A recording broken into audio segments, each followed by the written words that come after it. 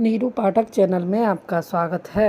दिनांक है 13 नवंबर, दिन है गुरुवार और आज है मार्गशीर्ष यानी अघन मास के कृष्ण पक्ष की नवमी तिथि, जो कि आज रात 11:33 तक रहेगी। बाद में दशमी तिथि प्रारंभ हो जाएगी और आज ब्रह्म मुहूर्त सुबह 5:07 से 5:55 तक रहेगा।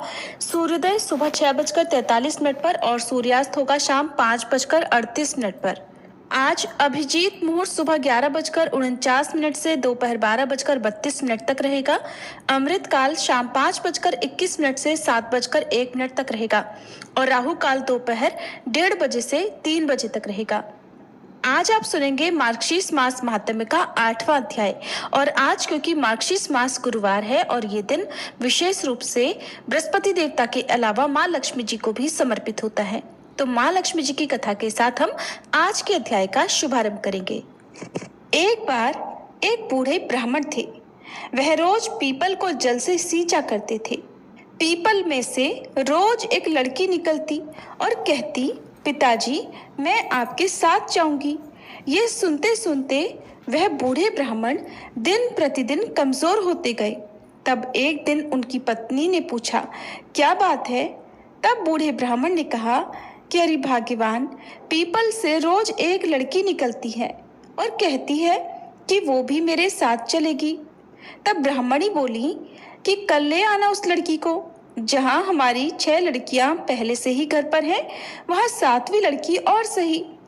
अगले दिन बूढ़े ब्राह्मण ने उस लड़की को अपने घर पर चलने के लिए कहा और वह उस लड़की को घर ले आए। लड़की को घर पर छोड़ने के बाद वह वृद्ध ब्राह्मण गांव में आटा मांगने गए तो उन्हें उस दिन और दिनों की अपेक्षा ज्यादा आटा मिला था। जब ब्राह्मणी घर पर वह आटा छानने लगी तो लड़की ने कहा, माँ जी लाइए, मैं छान देती हूँ आटा।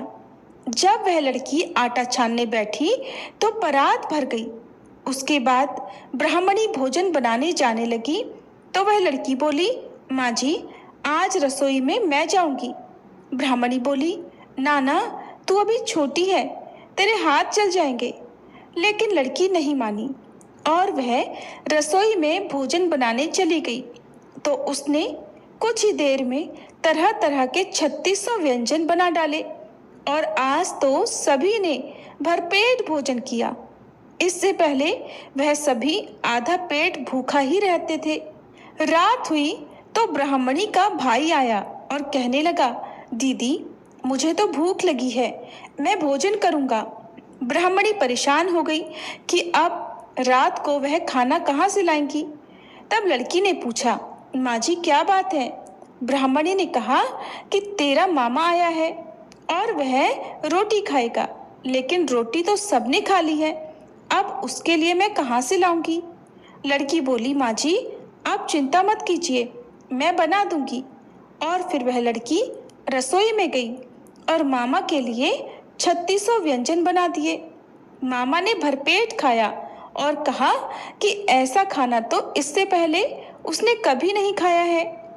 ब्राह्मणी ने कहा, भाई तेरी पावनी भांजी है, उसी ने बनाया है।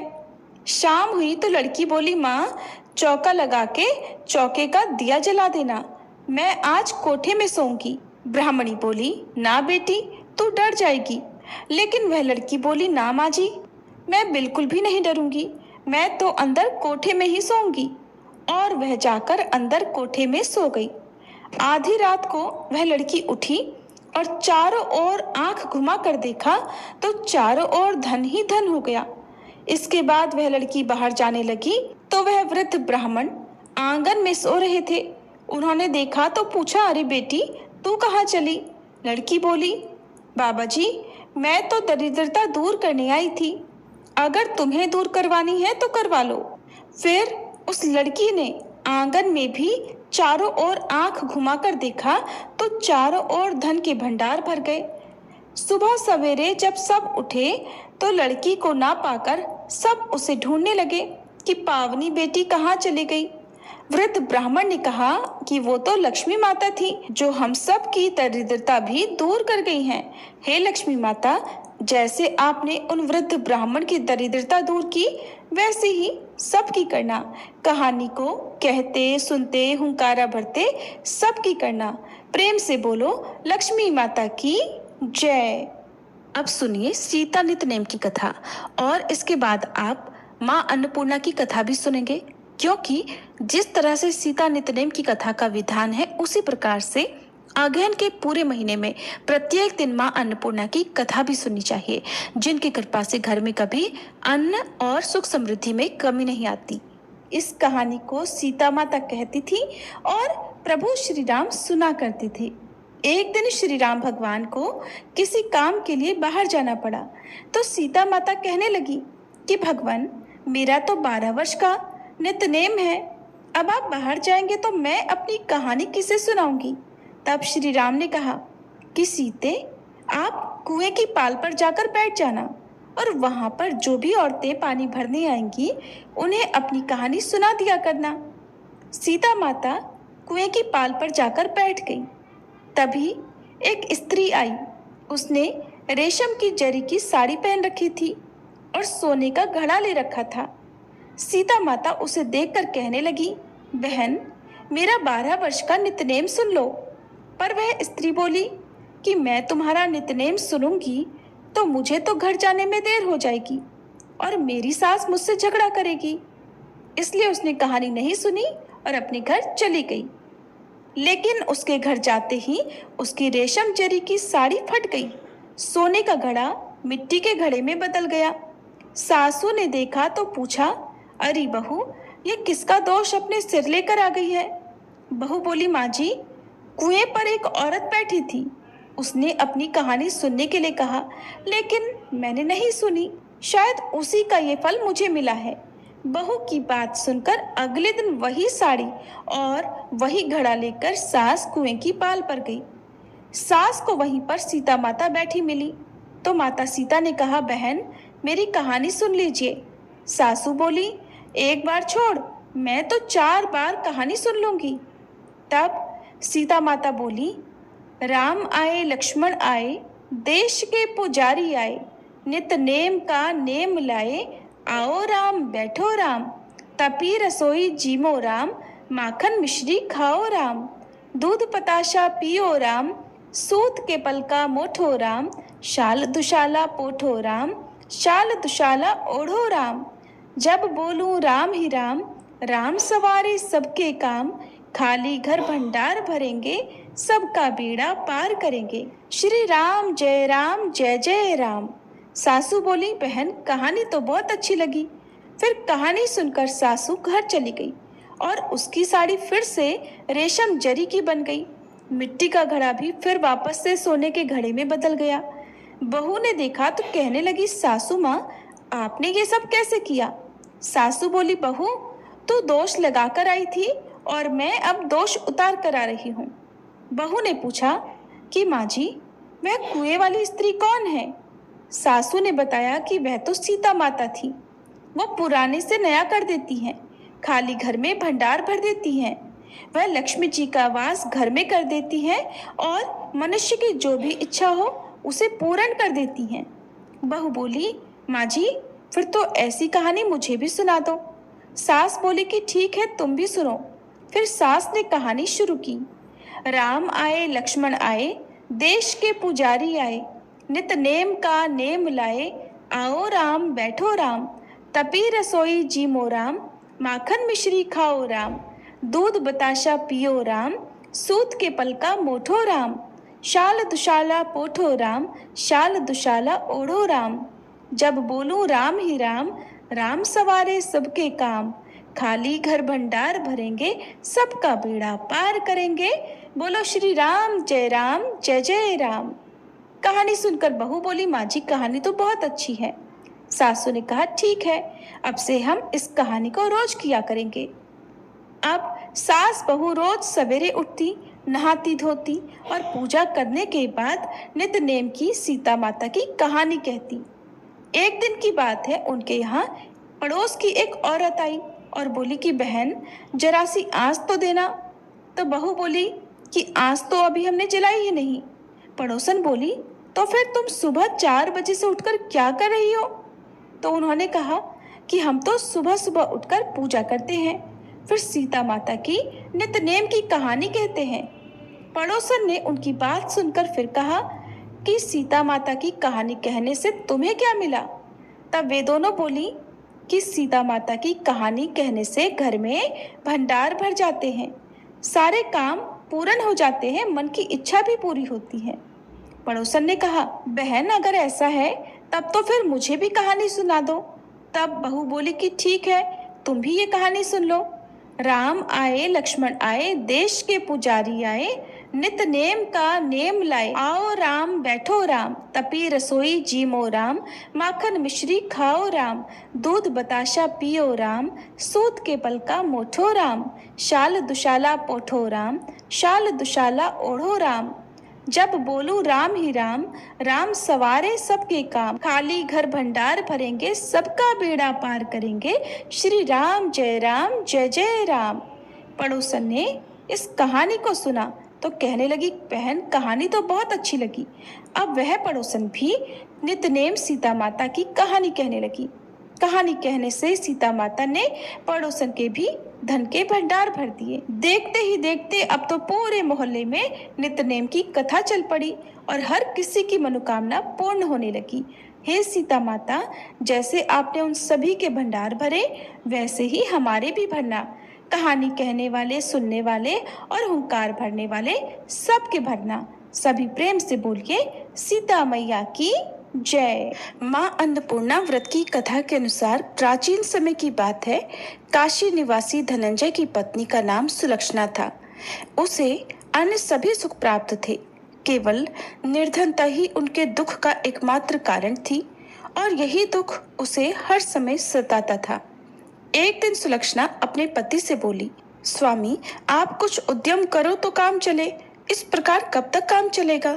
सुलक्षणा की ये बात धनंजय के मन में बैठ गई और वह उसी दिन विश्वनाथ शंकर जी को प्रसन्न करने के लिए बैठ गया और कहने लगा, हे देवाधिदेव विश्वेश्वर, मुझे पूजा पाठ कुछ भी करना नहीं आता, मैं तो केवल आपके ही भरोसे बैठा हूँ।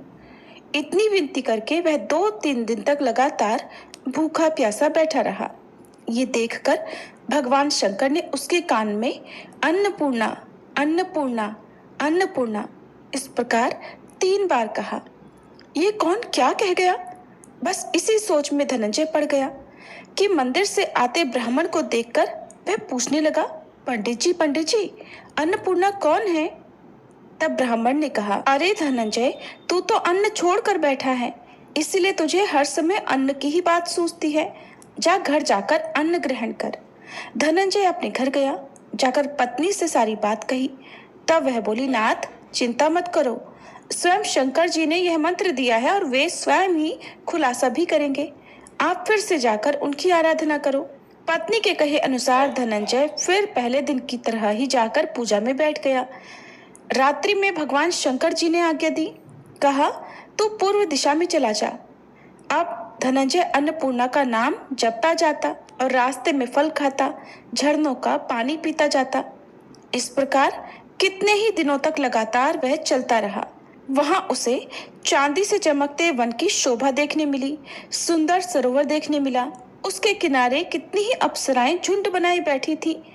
एक अप्सरा कथा कहती थी और सब माँ अन्नपूर्णा इस प्रकार बार बार कहती थी।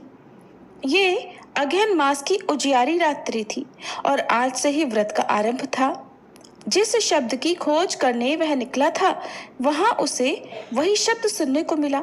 धनंजय ने तब उनके पास जाकर धीरे से पूछा, हे देवियों, आप ये सब क्या कर रही हो? तब उन सब ने कहा, हम सब माँ अन्नपूर्णा का व्रत कर रही हैं। व्रत करने से क्या होता है और क्या ये व्रत किसी ने किया भी है? इसे कब किया जाए, कैसे किया जाए और इसकी कैसी विधि है? मुझसे भी कहो। धनंजय के कहने पर वे अप्सराएं कहने लगी, इस व्रत को कोई भी कर सकता है। 21 दिन व्रत करने के लिए 21 गांठ वाला सूत लेना। 21 दिन यदि ना कर पाए तो 1 दिन का ही उपवास करें और ये भी ना करें तो केवल कथा सुनकर ही प्रसाद ले लें। निराहार रहकर कथा कहें। कथा सुनने वाला कोई ना मिले तो पीपल के पत्तों को रखकर सुपारी या घृत कुमारी यानी ग्वार पाठ को वृक्ष के सामने रखकर दीपक को साक्षी बनाकर सूर्य, गाय, तुलसी या महादेव को बिना कथाएं सुनाए मुख में अन्न मत डालना। यदि भूल से कुछ पड़ जाए तो एक दिवस फिर उपवास करे, व्रत के दिन क्रोध न करे और झूठ ना बोले। अप्सराओं के द्वारा विधि बताने पर धनंजय बोला, फिर बताइए इस व्रत के करने से क्या होगा? तब वे कहने लगी, इसके करने से अंधे को नेत्र मिल जाता है, लूलों को हाथ मिल जाता है, निर्धन के घर धन के भंडार भर जाते हैं, बांझन को संतान मिलती है, मूर्ख को विद्या मिलती है, और जो जिस कामना से व्रत को करता है माँ उसकी वह हर कामना पूर्ण करती है। धनंजय कहने लगा, बहनों, मेरे घर में भी धन नहीं है, विद्या नहीं है, कुछ भी तो नहीं है मेरे पास। मैं तो दुखिया ब्राह्मण हूँ, मुझे इस व्रत का सूत दोगी क्या? हाँ भाई, तेरा कल्याण हो, हम तुझे सूत देंगी, ले इस व्रत का मंगल सूत ले ले। तब धनंजय ने उन अप्सराओं से सूत लेकर व्रत को किया। व्रत पूरा हुआ, तभी सरोवर में से 21 खंड की स्वर्ण सीढ़ी हीरा मोती जड़ी हुई प्रकट हुई। धनंजय जय अन्नपूर्णा कहता जाता था। इस प्रकार जाने कितनी ही सीढ़ियां वह उतरता गया। तब अंदर जाकर उसने क्या देखा कि करोड़ों सूर्यों से प्रकाशमान मां अन्नपूर्णा का मंदिर है। उसके सामने स्वर्ण सिंहासन पर मां अन्नपूर्णा विराजमान है। सामने भिक्षा हेतु शंकर भगवान खड़े हैं। देवांगनाएं चवर डुला रही हैं, कितने ही हथियार बांधे पहरा दे रही हैं। धनंजय दौड़कर मां जगदम्बा के चरणों में गिर पड़ा। देवी उसके मन का दुख जान गई। धनंजय हाथ जोड़कर कहने लगा, माता, आप तो अंतर्यामिनी हैं, आपको मैं अपनी दशा भला क्या बताऊं, आप तो सब कुछ जानती हैं। तब माता बोली, तुमने मेरा व्रत किया है, जा, संसार तुम्हारा सत्कार करेगा। माता ने धनंजय की जीवा पर बीज मंत्र लिख दिया। अब तो उसके रोम रोम में विद्या प्रकट हो गई। इतने में क्या देखता है कि वह काशी विश्वनाथ के मंदिर में खड़ा है। माँ का वरदान लेकर धनंजय घर आया। अपनी पत्नी सुलक्षणा से सारी बात कही। माता जी की कृपा से उसके घर में धन संपत्ति उमड़ने लगी। छोटा सा घर बहुत बड़ा गिना जाने लगा। जैसे शहद के छत्ते में मक्खियां जमा हो जाती हैं, उसी प्रकार अनेक सगे संबंधी आकर उसकी पढ़ाई करने लगे। कहने लगे, इतना धन और इतना बड़ा घर, सुंदर संतान नहीं है तो फिर इस कमाई को कौन भोगेगा? सुलक्षणा से तो कोई संतान हुई नहीं, इसलिए तुम दूसरा विवाह कर लो। अनिच्छा होते हुए भी धनंजय को दूसरा विवाह करना पड़ा और सती सुलक्षणा को सौतन का दुख झेलना पड़ा। इस प्रकार धीरे धीरे दिन बीतते गए। फिर अगहन मास आया। नए बंधन से बंधे पति से सुलक्षणा ने कहलवाया कि इस व्रत के प्रभाव से ही हम सुखी हुए हैं, इस कारण यह व्रत छोड़ना नहीं चाहिए। ये माता जी का प्रताप है जो हम इतने संपन्न और सुखी हुए हैं। सुलक्षणा की बात सुनकर धनंजय उसके यहाँ आया और व्रत में बैठ गया। नई बहू को इस व्रत के बारे में कुछ भी पता नहीं थी। वो तो धनंजय के वापस घर लौटने की राह देख रही थी। दिन बीतते गए और व्रत पूर्ण होने में केवल 3 दिन बाकी थे कि तभी नई बहू को खबर मिल गई। उसके मन में ईर्ष्या की ज्वाला दहक रही थी। वह सुलक्षणा के घर आ धमकी और उसने वहां भगदड़ मचा दी और वह मारे क्रोध के धनंजय को अपने साथ लिवा ले गई। नए घर में धनंजय को थोड़ी देर के लिए निद्रा ने आ दबाया। वह गहरी नींद सो गया और ठीक उसी समय नई बहू ने उसका व्रत का सूत तोड़कर आग में फेंक दिया। अब तो माता जी का कोप जाग गया। इधर माता क्रोधित हुई और उधर उसके घर में अचानक आग लग गई। सब कुछ जलकर खाक हो गया। सुलक्षणा जान गई और पति को फिर अपने घर ले आई। नई बहू रूठ कर अपने पिता के घर जा बैठी। पति को परमेश्वर मानने वाली सुलक्षणा बोली, नाथ, घबराना नहीं, माता जी की कृपा अलौकिक है। पुत्र कुपुत्र हो जाता है पर माता कभी कुमाता नहीं होती, इसलिए आप श्रद्धा और भक्ति से आराधना शुरू करो, वे हमारा कल्याण जरूर करेंगी। धनंजय फिर माता के पीछे पड़ गया। फिर वही सरोवर सीढ़ी प्रकट हुई और उसमें वह माँ अन्नपूर्णा कहकर उतर गया। वहां जाकर माता के चरणों में करुण क्रंदन करने लगा, विलाप करने लगा। माता प्रसन्न होकर बोली, ये मेरी स्वर्ण की मूर्ति ले, उसकी पूजा करना तो फिर सुखी हो जाएगा। जा, तुझे मेरा आशीर्वाद है। तेरी पत्नी सुलक्षणा ने श्रद्धा से मेरा व्रत किया है, उसे मैंने पुत्र का वरदान दिया है। धनंजय ने आंखें खोली तो खुद को काशी विश्वनाथ के मंदिर में खड़ा पाया। वहां से फिर उसी प्रकार वह घर को आया।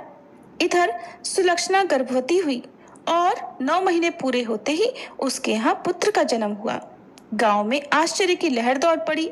अब तो गांव में जिसकी कोई भी कामना होती वही मनौती मांगने लगता और इस तरह सभी लोगों की मनोकामनाएं पूर्ण होने लगी। इस तरह उसी गांव के निसंतान सेठ के पुत्र होने पर उसने माता अन्नपूर्णा का मंदिर बनवा दिया। उसमें माताजी धूमधाम से पधारी, यज्ञ हुआ और धनंजय को मंदिर के आचार्य का पद दे दिया गया। जीविका के लिए मंदिर की दक्षिणा और रहने के लिए बड़ा सुंदर सा भवन भी दिया गया। धनंजय पत्नी और पुत्र सहित वहां सुख से रहने लगा। माता जी के चढ़ावे में भरपूर आमदनी होने लगी। उधर नई बहू के पिता के घर डाका पड़ गया, सब कुछ लुट गया और वे भीख मांगकर अपना पेट भरने लगे। सुलक्षणा ने जब यह सुना तो उन्हें बुलावा भेजा और उनके आने पर उन्हें अलग घर में रख लिया और उनके अन्न वस्त्र का प्रबंध भी कर दिया। धनंजय, सुलक्षणा और उसका पुत्र माता जी की कृपा से आनंद से रहने लगे।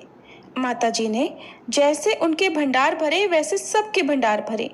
सभी प्रेम से बोलिए, अन्नपूर्णा माता की जय। अब सुनिए आज का महात्म्य। भगवान श्री कृष्ण ने कहा कि समस्त देवताओं के अंश भूतल पर जाएं। हे ब्राह्मण, वे राजकुमार होकर युद्ध में मेरे सहायक बनेंगे। कमला की कला से 16,000 राजकन्याएं प्रकट होंगी, वे सब की सब मेरी रानियां बनेंगी। वे धर्मदेव अंश रूप से पांडु पुत्र युधिष्ठिर होंगे। वायु के अंश से भीमसेन का और इंद्र के अंश से साक्षात अर्जुन का प्राकट्य होगा। अश्विनी कुमारों के अंश से नकुल और सहदेव प्रकट होंगे। सूर्य का अंश वीरवर कर्ण होगा और साक्षात यमराज विदुर होंगे। कली का अंश दुर्योधन, समुद्र का अंश शांतनु, शंकर जी का अंश अश्वत्थामा और अग्नि का अंश द्रोण होगा। चंद्रमा का अंश अभिमन्यु के रूप में प्रकट होगा। स्वयं वसु देवता भीष्म होंगे। कश्यप के अंश से वसुदेव और अदिति के अंश से देवकी होंगी। वसु के अंश से नंद गोप का प्रादुर्भाव होगा। वसु की पत्नी यशोदा जी होंगी। कमला के अंश से द्रौपदी होंगी, जिनका प्रादुर्भाव यज्ञ कुंड से होगा। अग्नि के अंश से महाबली धृष्टद्युम्न का जन्म होगा। शत्रुपा के अंश से सुभद्रा प्रकट होंगी, जिनका जन्म देवकी के गर्भ से होगा। देवता लोग भारहारी होकर अपने अंश से अब पृथ्वी पर अवतीर्ण हो। इसी प्रकार देव पत्नियां भी अपनी कला से भूतल पर पधारेंगी। नारद, ऐसा कहकर भगवान श्री कृष्ण मौन हो गए। वह सारा विवरण सुनकर प्रजापति ब्रह्मा जी वहां अपने स्थान पर जा बैठे।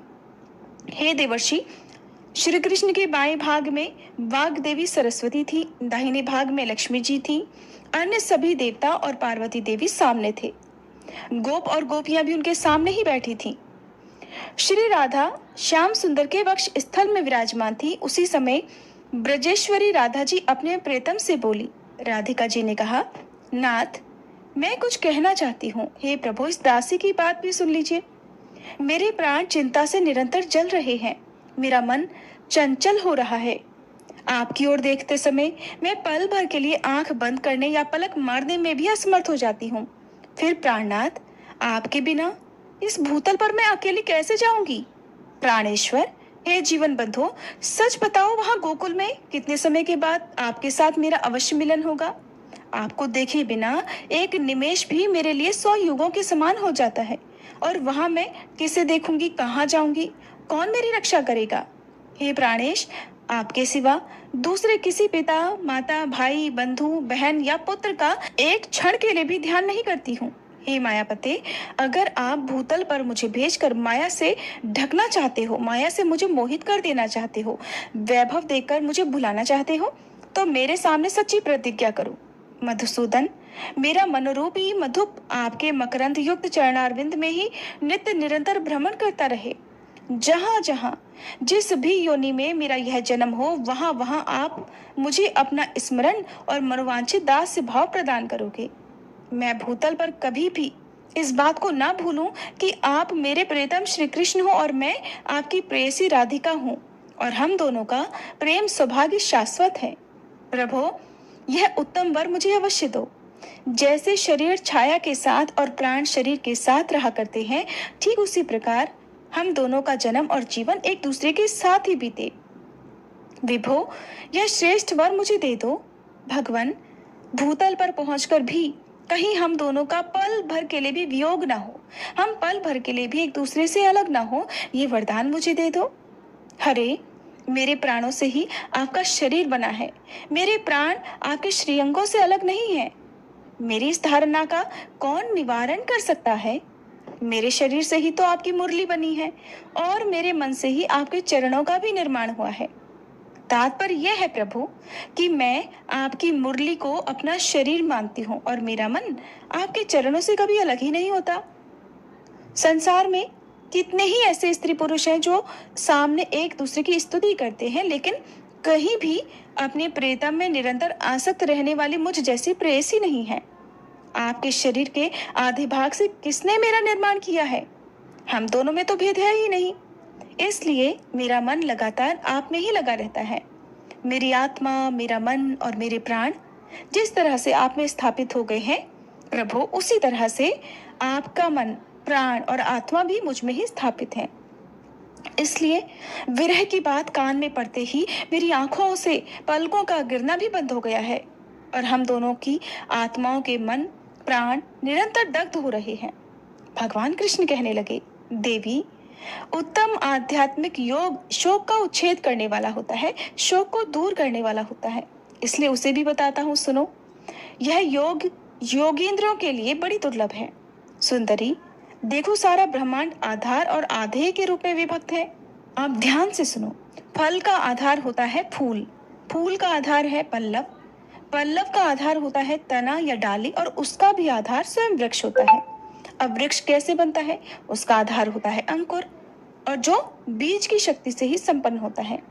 उस अंकुर का आधार बीज है और बीज का आधार होता है पृथ्वी। सब चीजों का लगातार एक दूसरे से संबंध है, एक दूसरे में समाये हुए हैं।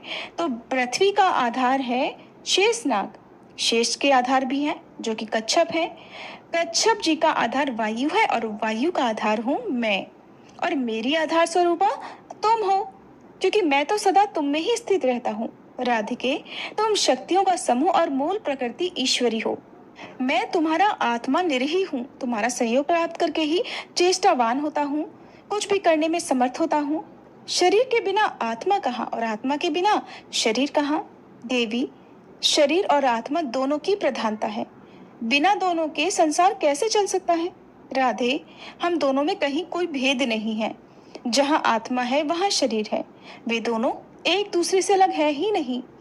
जैसे दूध में सफेदी, अग्नि में दाही का शक्ति, पृथ्वी में गंध और जल में शीतलता होती है, ठीक उसी तरह तुम में मेरी स्थिति है।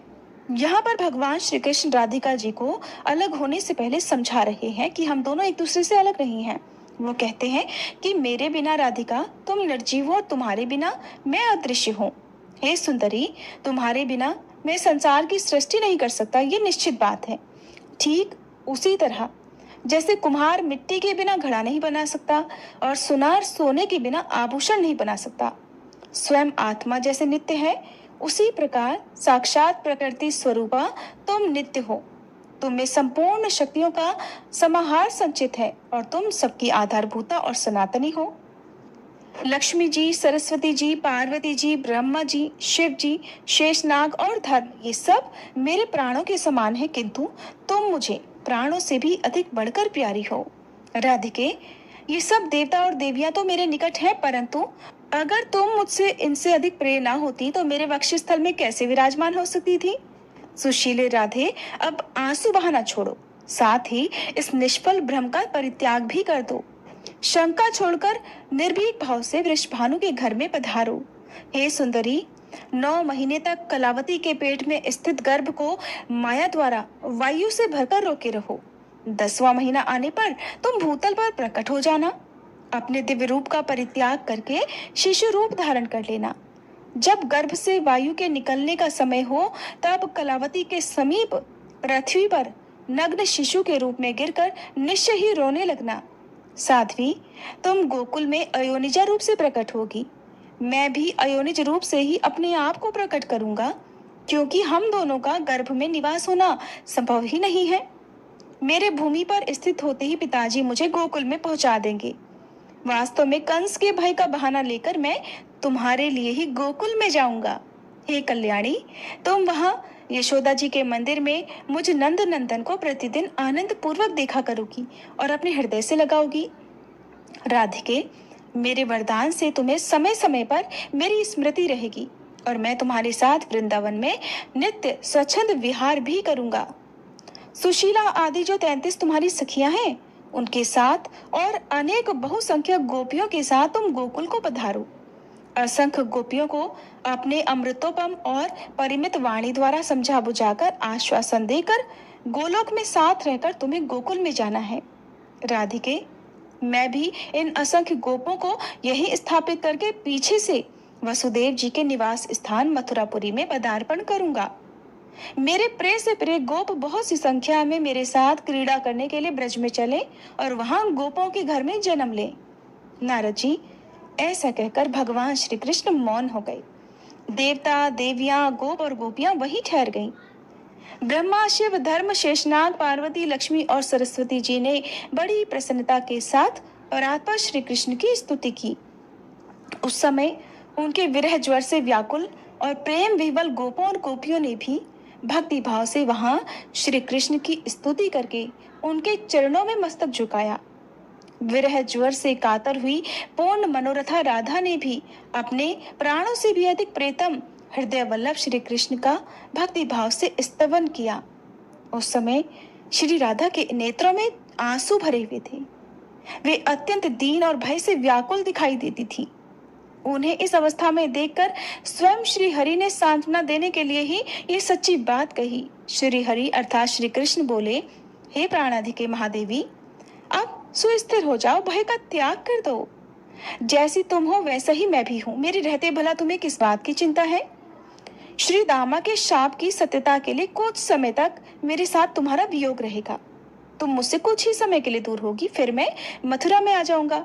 वहां भूतल का भार उतारना, माता पिता को बंधन से छुड़ाना, माली, दर्जी और कुब्जा का उद्धार करना, काल यवन को मरवाकर मुचुकंद को मोक्ष देना, द्वारका का निर्माण, राजसूय यज्ञ का दर्शन, 16,110 राजकन्याओं के साथ विवाह करना, शत्रुओं का दमन, मित्रों का उपकार, वाराणसीपुरी का दहन, महादेव जी को जम्भरणास्त्र से बांधना, बाणासुर की भुजाओं को काटना, पारिजात का अपहरण, अन्य कर्मों का संपादन, प्रभास तीर्थ की यात्रा में जाना, वहां मुनि मंडली का दर्शन करना, ब्रज के बंधुजनों से वार्तालाप, पिता के यज्ञ का संपादन और वही शुभ बेला में फिर से तुम्हारे साथ मिलन और गोपियों का साक्षात्कार आदि ये सारे कार्य तो मुझे ही करने हैं। फिर तुम्हें अध्यात्म ज्ञान का उपदेश देकर वास्तव में तुम्हारे साथ नित्य मिलन का सौभाग्य भी प्राप्त करूंगा। इसके बाद मेरे साथ दिन रात तुम्हारा संयोग बना रहेगा, कभी भी एक क्षण के लिए भी वियोग नहीं होगा। इतना ही नहीं, वहां से तुम्हारे साथ मेरा पुनः ब्रिज में आगमन होगा। हे प्राण वल्लभे, वियोग काल में भी स्वप्न में तुम्हारे साथ मेरा सदैव मिलन होता रहेगा। तुमसे बिछुड़कर द्वारका में जाने पर मेरे और मेरे नारायणांश के द्वारा उपर्युक्त कार्य संपादित होते रहेंगे। फिर वृंदावन में तुम्हारे साथ मेरा निवास होगा। फिर माता पिता और गोपियों के शोक का पूर्णतः निवारण होगा। भूतल का भार उतार कर तुम्हारे और गोप गोपियों के साथ मेरा पुनः गोलोक में आगमन हो जाएगा। राधे, मेरे अंशभूत जो नित्य परमात्मा नारायण हैं, वे लक्ष्मी सरस्वती के साथ बैकुंठ लोक को पधारेंगे। धर्म और मेरे अंशों का निवास स्थान श्वेत द्वीप में होगा। देवताओं और देवियों के अंश भी अक्षय धाम को पधारेंगे। फिर इसी गोलोक में तुम्हारे साथ मेरा निवास होगा। कांते, इस प्रकार समस्त भावी शुभाशुभ का वर्णन तो मैंने कर दिया। मेरे द्वारा जो निश्चय हो चुका है उसका कौन निवारण कर सकता है। फिर भगवान श्री कृष्ण ने देवताओं और देवियों से कुछ बातें कही। देवताओं, अब आप लोग भावी कार्य की सिद्धि के लिए अपने अपने स्थान को जाइए। पार्वती जी, आप अपने दोनों पुत्रों और स्वामी के साथ कैलाश पर्वत की ओर जाइए। मैंने जो कार्य आपकी जिम्मेदारी पर लगाया है वह सब यथासमय पूरा होगा। हे ब्रजेश्वरी राधे, गणेश जी को छोड़कर शेष छोटे बड़े सभी देवता और देवियों का कला द्वारा भूतल पर अवतरण होगा।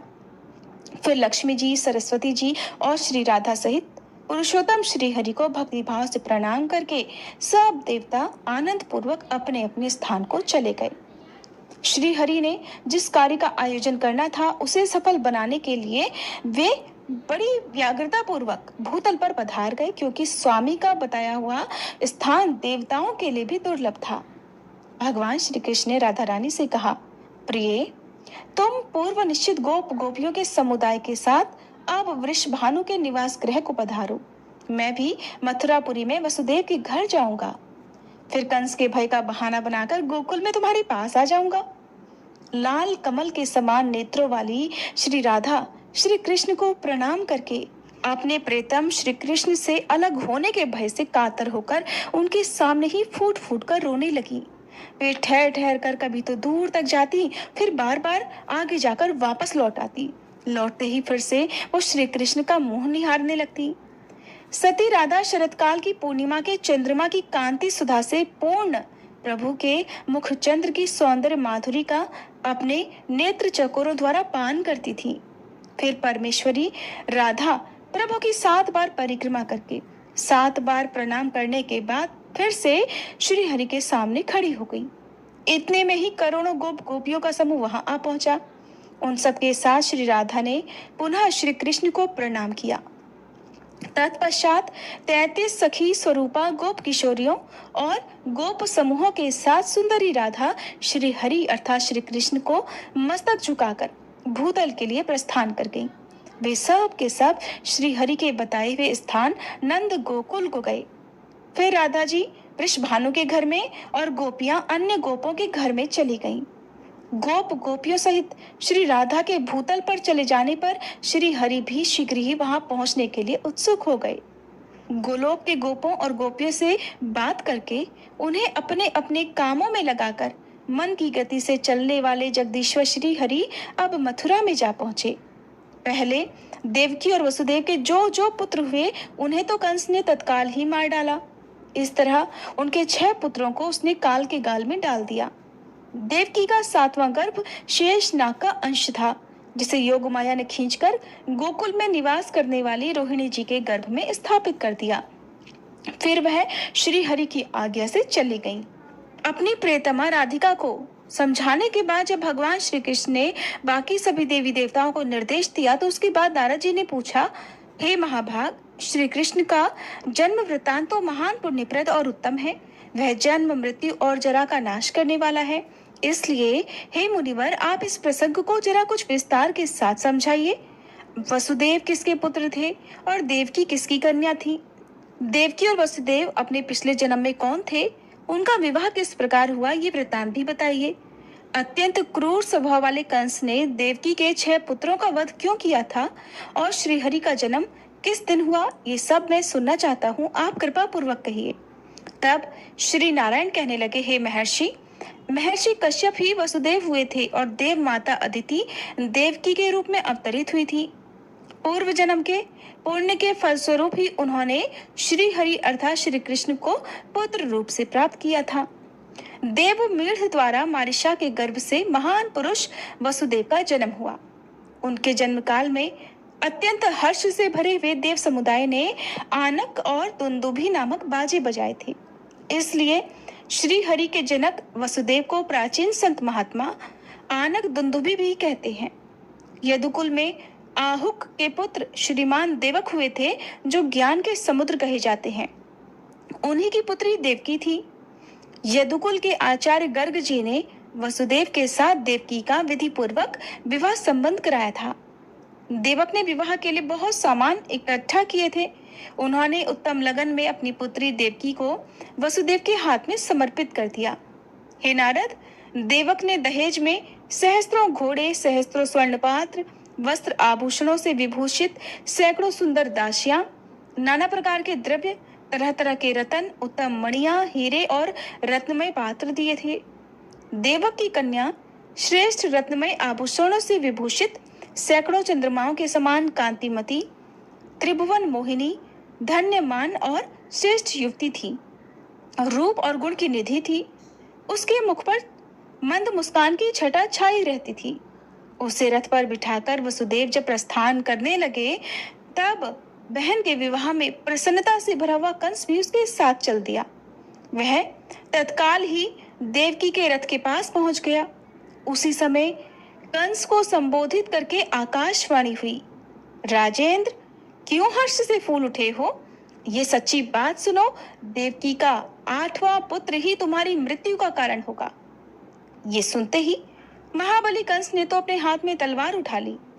दैवीय वाणी पर विश्वास करके भयभीत और क्रोधित होकर वह महापापी नरेश देवकी का ही वध करने के लिए तत्पर हो गया। वसुदेव जी बड़े भारी पंडित, नीतिज्ञ और नीति शास्त्र के ज्ञान में निपुण थे। उन्होंने कंस को देवकी का वध करने के लिए तैयार देखकर उसे समझाना आरंभ कर दिया। वसुदेव जी बोले, राजन, लगता है तुम राजनीति नहीं जानते हो। मेरी बात सुनो, ये तुम्हारे लिए हितकर और यशस्कर भी है, साथ ही कलंक को दूर करने वाली, शास्त्रों द्वारा प्रतिपादित और समय के अनुरूप भी है। राजन, अगर इसके 8वें गर्भ से ही तुम्हारी मृत्यु होने वाली है, तो इस बेचारी का वध करके क्यों तुम अपयश लेते हो और अपने लिए नरक का रास्ता प्रशस्त करते हो? जीव मात्र के वध से ही कम या अधिक पाप हो जाता है, परंतु ब्रह्म हत्या तो बहुत बड़ा पाप है और स्त्री का वध करने से मनुष्य को ब्रह्म हत्या के समान ही पाप लगता है। और वैसे भी ये तो तुम्हारी बहन है, तुमसे पालित और पोषित होने योग्य है और इस समय तुम्हारी शरण में भी है। राजन, इसका वध करने पर तो तुम्हें 100 स्त्रियों की हत्या का पाप लग जाएगा। मनुष्य जप तप दान पूजा तीर्थ दर्शन ब्राह्मण भोजन और होम यज्ञ आदि का अनुष्ठान स्वर्ग की प्राप्ति के लिए ही करता है। इसलिए हे नरेश्वर, अपनी इस बहन को छोड़ दो, इसे मत मारो। तुम्हारी राज्यसभा में कई प्रकार के विद्वान हैं, चाहे तो तुम उन सब से पूछो कि इसके विषय में क्या करना चाहिए। भाई, इसके 8वें गर्भ में जो संतान होगी उसे तो मैं तुम्हारे हाथ में स्वयं दे दूंगा, उससे भला मेरा क्या प्रयोजन है? या फिर हे ज्ञान शिरोमणि, जितनी भी संतानें होंगी उन सब को मैं तुम्हारे हवाले कर दूंगा, क्योंकि उनमें से एक भी मुझे तुमसे अधिक प्रिय नहीं है। राजेंद्र, अपनी बहन को जीवित छोड़ दो, ये तुम्हें बेटी के समान प्यारी है। तुमने इस छोटी बहन को सदा मीठे अन्न पान देकर पाल पोस कर बड़ा किया है, इसलिए इस पर दया करके इसको मत मारो। वसुदेव की बात सुनकर राजा कंस ने बहन को छोड़ दिया। वसुदेव जी प्यारी पत्नी को साथ लेकर अपने घर गए। नारद, देवकी के गर्भ से क्रमशः जो 6 संतानें हुई उन्हें वसुदेव जी ने स्वयं कंस को दे दिया, क्योंकि वे वचन से और सत्य से बंधे हुए थे। कंस ने क्रमशः उन सभी को मार डाला। देवकी के 7वें गर्भ के आने पर कंस ने भय के कारण उसकी रक्षा की ओर खास ध्यान देना शुरू कर दिया, परंतु योगमाया ने उस गर्भ को खींचकर रोहिणी के पेट में डाल दिया। रक्षकों ने राजा को यह सूचना दी कि महाराज, देवकी का 7वां गर्भ तो गिर गया। उसी गर्भ से भगवान अनंत प्रकट हुए, जो कि संकर्षण नाम से प्रसिद्ध हुए। फिर बाद में देवकी का 8वां गर्भ प्रकट हुआ, जो कि वायु से भरा हुआ था। 9वां मास बीतने के बाद 10वां मास उपस्थित होने पर सर्वदर्शी भगवान ने उस गर्भ पर नजर डाली। समस्त नारियों में श्रेष्ठ देवकी देवी स्वयं रूपवती थी ही। भगवान के दृष्टिपात करने पर, भगवान के देखने पर तत्काल ही उनका सौंदर्य 4 गुना बढ़ गया। कंस ने देखा कि देवकी के मुख और नेत्र तो खिल उठे हैं। वह तेज से प्रज्वलित होकर योग माया के समान 10 दिशाओं को प्रकाशित कर रही है। मूर्तिमान ज्योतिपुंज से दिखाई देता है। उसे देखकर असुरराज कंस को बड़ा विस्मय हुआ। वो बहुत हैरान हुआ, मन ही मन कहने लगा कि इस गर्भ से जो संतान होगी वही मेरी मृत्यु का कारण है। ऐसा कहकर कंस यत्नपूर्वक देवकी और वसुदेव की रखवाली करने लगा। उसने 7 द्वार वाले भवन में उन दोनों को रख छोड़ा। 10वें महीने के पूरा होने पर जब गर्भ वायु से पूर्ण हो गया, तब सबसे निर्लिप्त रहने वाले साक्षात भगवान श्री कृष्ण ने देवकी के हृदय कमल में निवास किया। उस समय महामनस्वी वसुदेव ने देवकी पर दृष्टिपात करके समझ लिया कि अब प्रसव काल का समय नजदीक आ गया है। फिर तो वे भगवान श्री हरि का स्मरण करने लगे। रत्नमय प्रदीप से युक्त उस परम मनोहर भवन में उन्होंने तलवार, लोहा, जल और अग्नि को लाकर रख दिया। मंत्रज्ञ मनुष्य और भाई बंधुओं की पत्नियों को भी बुला लिया। भय से व्याकुल वसुदेव जी ने विद्वान ब्राह्मण और बंधुओं को भी सादर बुला भेजा। उसी समय रात के 2 पहर बीत गए। आकाश में बादल घिर आए, बिजलियां चमकने लगी और वायु भी तेज तेज बहने लगी। सारे रक्षक सो गए और शैया पर इस तरह निश्चिंत होकर सो गए मानो मरकर अचेत हो गए हों। तब धर्म, ब्रह्मा जी और शिव जी आदि देवेश्वर गण वहां पर प्रकट हुए और गर्भस्थ परमेश्वर की स्तुति करने लगे। देवतागण बोले, भगवान, आप समस्त संसार की उत्पत्ति के स्थान हैं, किंतु आपकी उत्पत्ति का स्थान कोई नहीं है। आप अनंत, अविनाशी, निष्पाप, सगुण, निर्गुण और महान ज्योति स्वरूप हैं। आप निराकार होते हुए भी भक्तों के अनुरोध से साकार बन जाया करते हैं। आप संतों को सुख देने वाले, दुष्टों को दुख प्रदान करने वाले, दुर्गम स्वरूप और दुर्जनों के नाशक हैं। आप तक किसी की पहुंच नहीं हो पाती। आप सबके आधार हैं, शंका और उपद्रव से शून्य हैं। आपको रिझाना या लांघना कठिन ही नहीं प्रभु, बिल्कुल असंभव है। छंद आदि वेदांग भी आपसे भिन्न नहीं है और आप वेद वेदता और सर्वव्यापी हैं। ऐसा कहकर सभी देवताओं ने बारंबार उनको प्रणाम किया। उन सबके नेत्रों में खुशी के आंसू छलक रहे थे। उन सब ने पुष्पों की वर्षा की।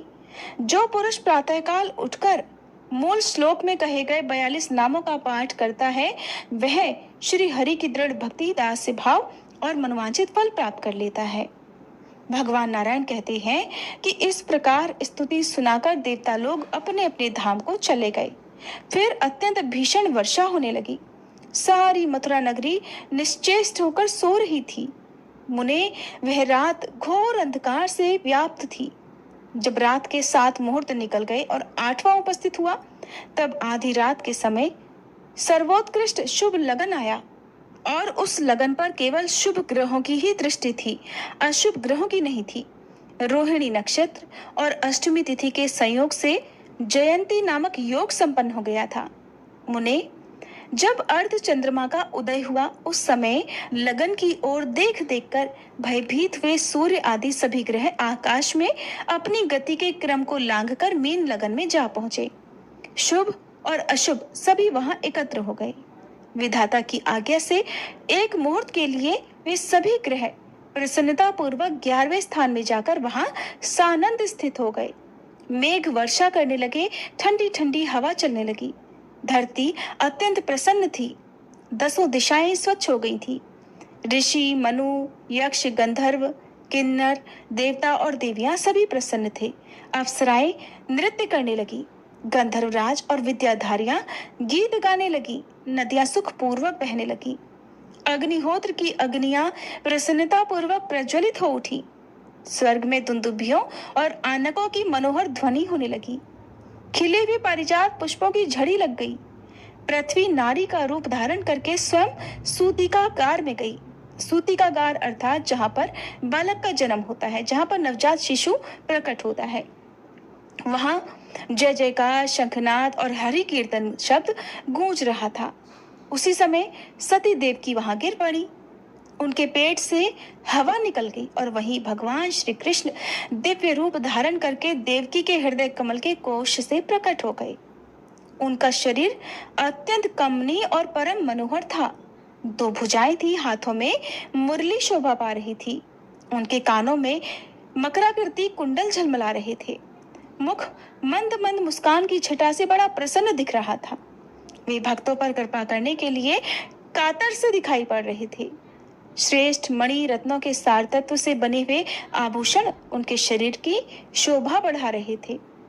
पीतांबर से सुशोभित श्री विग्रह की कांति नए जलधर के समान श्याम थी। बिंब फल के सदृश लाल अधर के कारण उनके मुख की मनोहरता और भी बढ़ गई थी। माथे पर मोरपंख के मुकुट और उत्तम रत्नमय किरीट से श्री हरि की दिव्य ज्योति और भी जाज्वल्यमान हो उठी थी। टेढ़ी कमर, त्रिभंगी झांकी, वनमाला का श्रृंगार, वक्ष में श्री वत्स की स्वर्णमयी रेखा और उस पर मनोहर कौस्तुभ मणि की भव्य प्रभा अद्भुत शोभा दे रही थी। उनकी किशोर अवस्था थी। वे शांत स्वरूप भगवान श्री हरि, ब्रह्मा जी और महादेव जी के भी परम कांत अर्थात प्राण वल्लभ हैं। हे मुने, वसुदेव और देवकी ने उन्हें अपने सामने देखा तो उन्हें बड़ा आश्चर्य हुआ। वसुदेव जी ने अपनी पत्नी देवकी सहित आंखों में आंसू भरकर नतमस्तक होकर और बड़े प्रसन्न मन से हाथ जोड़कर भक्ति भाव से उनकी स्तुति की। वसुदेव जी बोले, भगवान, आप श्रीमान अर्थात सहज शोभा से संपन्न, इंद्रियातीत, अविनाशी, सर्वव्यापी और ध्यान से भी किसी के वश में न होने वाले सबके ईश्वर और परमात्मा हैं। आप स्थूल से भी अत्यंत स्थूल, चारों तरफ व्याप्त, अतिशय सूक्ष्म और नजर में न आने वाले समस्त शरीरों में साक्षी रूप से स्थित और अदृश्य हैं। विभो, आप सर्वेश्वर, सर्वरूप, सर्वाधार और निराधार हैं। मैं आपकी क्या स्तुति करूं? भगवान, अनंत भी अर्थात सहस्त्रों जीवा वाले शेषनाग भी आपकी स्तुति करने में असमर्थ हैं। सरस्वती देवी में भी वह शक्ति नहीं है कि आपकी स्तुति कर सके। पंचमुख महादेव और 6 मुख वाले स्कंद भी जिनकी स्तुति नहीं कर सकते। वेदों को प्रकट करने वाले चतुर्मुख ब्रह्मा जी भी जिनकी स्तुति करने में सर्वदा अक्षम हैं, और योगींद्रों के भी गुरु गणेश भी जिनकी स्तुति में असमर्थ हैं। उन आपका स्तवन ऋषि, मुनि, देवेंद्र, मनु और मनुष्य भला कैसे कर सकते हैं? उनकी दृष्टि में तो हे प्रभु आप कभी आए ही नहीं हैं। जब श्रुतियां आपकी स्तुति नहीं कर सकती तो भला विद्वान लोग कैसे कर सकते हैं? मेरी तो आपसे हे प्रभु बस इतनी ही प्रार्थना है कि आप ऐसे दिव्य शरीर को त्याग कर एक बालक का रूप धारण कर लें। जो मनुष्य वसुदेव जी के द्वारा किए गए इस स्तोत्र का तीनों संध्याओं अर्थात सुबह, दोपहर, शाम के समय पाठ करता है, वह भगवान श्री कृष्ण के चरण कमलों की दास से भक्ति प्राप्त कर लेता है अर्थात उनका दास बन जाता है। उसे विशिष्ट और हरि भक्ति पुत्र की प्राप्ति होती है। वह सारे संकटों से शीघ्र ही पार हो जाता है और शत्रु के भय से मुक्त हो जाता है। भगवान नारायण कहते हैं कि वसुदेव जी की बात सुनकर भक्तों पर अनुग्रह करने के लिए कातर रहने वाले प्रसन्न वदन श्री हरि ने स्वयं इस प्रकार कहा। श्री हरि अर्थात श्री कृष्ण बोले, मैं तपस्याओं के फल से ही इस समय तुम्हारा पुत्र हुआ हूँ। हे वसुदेव, तुम इच्छानुसार वर मांगो, तुम्हारा कल्याण होगा, इसमें कोई संशय नहीं। पूर्व काल में तुम तपस्वी जनों में श्रेष्ठ प्रजापति कश्यप थे और ये सुतपा माता अदिति तुम्हारे साथ थी। तुमने अपनी इन तपस्विनी पत्नी अदिति के साथ तपस्या द्वारा मेरी आराधना की थी। वहां मुझे देखकर तुमने मेरे समान पुत्र होने का वरदान मांगा और मैंने भी तुम्हें यह वर दिया कि तुम्हें समय आने पर मेरे समान ही पुत्र की प्राप्ति होगी। तात, तुम्हें वर देकर मैंने मन ही मन विचार किया। फिर ये बात ध्यान में आई कि मेरे समान तो कोई त्रिभुवन में है ही नहीं, इसलिए मैं स्वयं ही तुम्हारे पुत्र भाव को प्राप्त हो गया अर्थात तुम्हें पुत्र रूप में मिल गया। आप स्वयं कश्यप जी हैं और तपस्या के प्रभाव से इस समय मेरे पिता वसुदेव हुए हैं। वे उत्तम तपस्या वाली पतिव्रता देव माता अदिति ही इस समय अपने अंश से मेरी माता देवकी के रूप में प्रकट हुई हैं। आप और माता अदिति से ही मैं अंशतः वामन रूप में अवतीर्ण हुआ था, किंतु इस समय आपकी तपस्या के फल से मैं परिपूर्णतम परमात्मा ही पुत्र रूप में प्रकट हुआ हूँ। महामते, तुम पुत्र भाव से या ब्रह्म भाव से जब मुझे पा ही गए हो तो अब निश्चय ही जीवन मुक्त हो जाओगे। तात, अब तुम मुझे लेकर जल्दी ही ब्रज में चलो और यशोदा जी के घर में मुझे रखकर और यहाँ अपने पास उसे रख लो। ऐसा कहकर श्री हरि तुरंत ही शिशु के रूप में बदल गए। श्यामल पुत्र को पृथ्वी पर नग्न भाव से सोया हुआ देखकर अर्थात बिना वस्त्रों के सोया हुआ लेटा हुआ देखकर विष्णु जी की माया से मोहित होकर वसुदेव जी सूतिकागार में अपनी पत्नी से निद्रा में ही बोले, हे प्रिय, ये कैसा तेज पुंज है? ऐसा कहकर वसुदेव जी ने अपनी पत्नी के साथ कुछ विचार करके उस नन्हे शिशु को गोद में उठा लिया और फिर उसे लेकर वो जल्द ही नंद के गोकुल में जा पहुंचे। वह नंदगांव में यशोदा जी नींद से अचेत हो रही थी। उन्होंने शैया पर उन्हें निद्रित अवस्था में देखा। साथ ही नंद जी भी वहां नींद में बेसुध हो रहे थे। वहां घर में कोई भी प्राणी जो वहां पर था सब कोई सो गया था। वसुदेव जी ने देखा कि तपाए हुए सोने के समान एकदम गौर कांति वाली एक नग्न बालिका पड़ी पड़ी घर की छत की ओर देख रही थी। उसके प्रसन्न मुख पर मंद मंद मुस्कान की छटा छा रही थी। उसे देखकर वसुदेव जी को बड़ी हैरानी हुई। वे तुरंत ही अपने नन्हे पुत्र को वहां सुलाकर कन्या को गोद में लेकर डरते डरते मथुरा की ओर चले गए और सीधे अपनी पत्नी के सूतिकागार में जा पहुंचे। वहां उन्होंने उस महामाया स्वरूपिणी बालिका को सुला दिया। सोने से पहले बालिका जोर जोर से रोने लगी। उसे देखकर देवकी थर्रा उठी। उस बालिका ने अपने रोने की आवाज से ही सभी रक्षकों को जगा दिया। सारे रक्षक, सारे द्वारपाल जल्दी ही उठकर खड़े हो गए। उस बालिका को जो रो रही थी छीन कर कंस के निकट जा पहुंचे। देवकी और वसुदेव भी शोक से विह्वल होकर पीछे पीछे चले गए। महामुने, बालिका को देखकर कंस को बहुत प्रसन्नता नहीं हुई। उस रोती हुई बच्ची पर भी उसे बिल्कुल दया नहीं आई। वह क्रूर कर्म वाला असुर उस नन्ही सी बालिका को लेकर पत्थर पर देकर मारने के लिए आगे बढ़ा। उस समय वसुदेव और देवकी ने बड़े आदर के साथ उससे कहा, हे राजा कंस, तुम नीति शास्त्र में निपुण विद्वान हो, इसलिए हमारी सच्ची नीतियुक्त और मनोहर बात सुनो। भैया, तुमने हमारे भाई बंधु होकर भी हम दोनों के 6 पुत्रों का वध कर डाला, उन्हें मार डाला, फिर भी तुम्हें दया नहीं आती। अब इस 8वें गर्भ में ये अबला बालिका प्राप्त हमें हुई है। हमारी इस बच्ची को मारकर तुम्हें इस धरती लोक पर भला कौन सा महान ऐश्वर्य प्राप्त हो जाएगा? क्या एक अबला युद्ध के अवसर पर तुम्हारी राज्य लक्ष्मी का हनन करने में समर्थ हो सकती है? ऐसा कहकर वसुदेव और देवकी दोनों उस दुरात्मा कंस के सामने वहां फूट फूट कर रोने लगे। कंस तो बड़ा ही निर्दयी था। उसने उन दोनों की बातें सुनकर कोई जवाब नहीं दिया। कुछ देर वह चुप रहा, फिर उसने इस तरह कहा। कंस बोला, बहन मेरी बात सुनो, मैं तुम्हें समझाता हूँ। विधाता दैववश एक तिनके के द्वारा भी पर्वत को धराशायी करने में समर्थ हैं। एक कीड़े के द्वारा शेर और व्याघ्र को और एक मच्छर के द्वारा विशालकाय हाथी को भी नष्ट किया जा सकता है। और एक छोटे से बच्चे के द्वारा महान वीर का, क्षुद्र जंतुओं द्वारा विशालकाय प्राणी का, चूहे के द्वारा बिल्ली का और मेढक के द्वारा सांप का भी वध करा सकते हैं। इस प्रकार विधाता जन्य के द्वारा जनक का, भक्ष के द्वारा भक्षक का, अग्नि के द्वारा जल का और सूखे के तिनके के द्वारा अग्नि का नाश कराने में भी समर्थ हैं। एकमात्र द्विज जहनु ने 7 समुद्र को पी डाला था।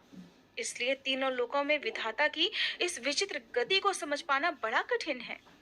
और दैव योग से ये बालिका ही मेरा नाश करने में समर्थ हो जाएगी, इसलिए मैं इस बालिका को भी मार डालूंगा और इस विषय में ज्यादा विचार करने की आवश्यकता अभी नहीं है। ऐसा कहकर कंस उस बालिका को मारना ही चाहता था कि वसुदेव जी ने फिर से उससे कहा, राजन, तुमने तो अब तक व्यर्थ ही हिंसा की है। हे कृपानिधे, अब इस बालिका को मुझे दे दो। महामुने उनकी बात सुनकर विचारज्ञ कंस संतुष्ट हो गया। उसी समय उसे बोध कराती हुई एक आकाशवाणी प्रकट हुई, जिससे आवाज आई कि अरे ओ मूर्ख कंस, तू विधाता की गति को न जानकर किसे मारने जा रहा है? तेरा वध करने वाला बालक तो कहीं उत्पन्न हो गया है और समय आने पर तेरे सामने प्रकट हो जाएगा। वह देववाणी सुनकर राजा कंस ने अब बालिका को त्याग दिया। उधर वसुदेव जी और देवकी उस बालिका को पाकर बड़े प्रसन्न हुए। वे उस बालिका को अपने सीने से लगाए घर की ओर लौट आए। वह मरी हुई कन्या मानो पुनः जी गई हो। इस प्रकार उसे पाकर वसुदेव जी ने ब्राह्मणों को बहुत सारा धन दिया। हे विप्रवर, वह कन्या परमात्मा श्री कृष्ण की बड़ी बहन हुई। पार्वती जी के अंश से उसका प्राकट्य हुआ था। लोक में वह एकांशा नाम से विख्यात हुई। द्वारका में रुक्मणी के विवाह के अवसर पर वसुदेव जी ने उस कन्या को भगवान शंकर के अंशावतार महर्षि दुर्वासा के हाथ में भक्ति पूर्वक दे दिया था। मुने, इस प्रकार श्री कृष्ण जन्म के विषय में सारी बातें बताई गई। इसका बारंबार कीर्तन जन्म, मृत्यु और जरा के कष्ट को नष्ट करने वाला सुखदायक और पुण्यदायक है। हरे कृष्णा। आज के अध्याय में बस इतना ही। इसके आगे की कथा आप सभी कल के अध्याय में सुनिएगा। जय श्री कृष्णा। राधे राधे।